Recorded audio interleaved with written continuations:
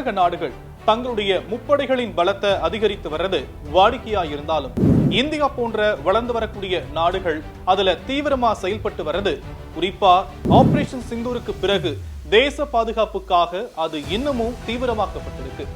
அந்த வகையில ஜூன்ல இருந்து டிசம்பர் மாதத்துக்குள்ள 10 போர்க்கப்பல்கள் கடற்படையில இணைக்கப்பட இருக்கு. இது எப்படி, எங்க இணைக்கப்படும், அண்ட் இதனுடைய பயன்கள் என்னென்ன இப்ப பார்க்கலாம்.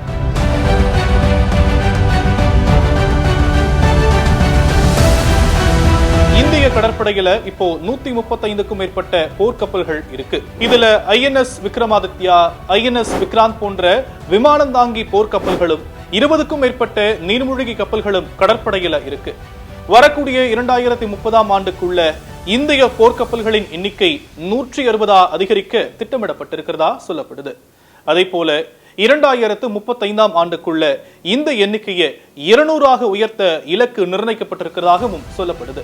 இந்திய கடற்படைக்காக 3வது விமானம் தாங்கி போர்க்கப்பலை தயாரிக்கும் பணி கொச்சி கப்பல் கட்டும் தளத்துல தீவிரமா நடைபெற்று வருது.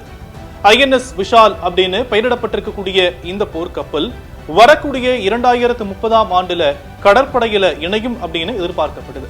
இந்த சூழல்ல தான் ஜூன்ல இருந்து டிசம்பர் மாதத்துக்குள்ள 10 புதிய போர்க்கப்பல்கள் கடற்படையில இணைக்கப்பட இருக்கு. முதற்கட்டமா ஜூன் 18ஆம் தேதி ஆழமற்ற நீர் பகுதியில இயங்கக்கூடிய முதல் நீர்மூழ்கி எதிர்ப்பு போர்க்கப்பலான INS அர்னாலா கடற்படையில இணைக்கப்பட இருக்கு. அதுவும் இது உள்நாட்டிலேயே தயாரிக்கப்பட்ட போர்க்கப்பல் அப்படிங்கிறது கூடுதல் சிறப்பா பார்க்கப்படுது. குறிப்பா நீர்மூழ்கி கப்பலை தாக்கி அழிக்கும் திறன் கொண்டது இந்த INS அர்னாலா. இதே வகையைச் சேர்ந்த மேலும் 2 போர்க்கப்பல்களை இந்த ஆண்டு இறுதிக்குள்ள கடற்படையில இணைக்க திட்டமிடப்பட்டிருக்கிறதா சொல்லப்படுது.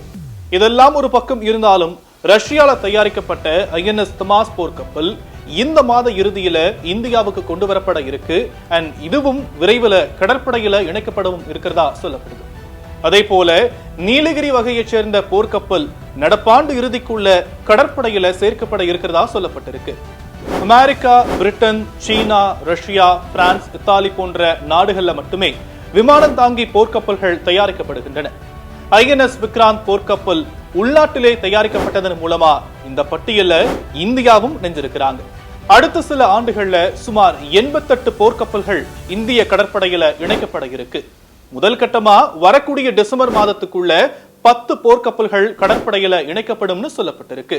சோ ஆபரேஷன் சிந்தூருக்கு பிறகு தேச பாதுகாப்புக்காக முப்படைகளுடைய பலத்தை இன்னமும் பலப்படுத்த இந்திய அரசு முடிவு செஞ்சிருக்கிற சூழல்ல அதனுடைய செயல்பாடுகள் எப்படி இருக்கும் அப்படின்னு நாம பொறுத்திருந்து பார்க்கலாம்.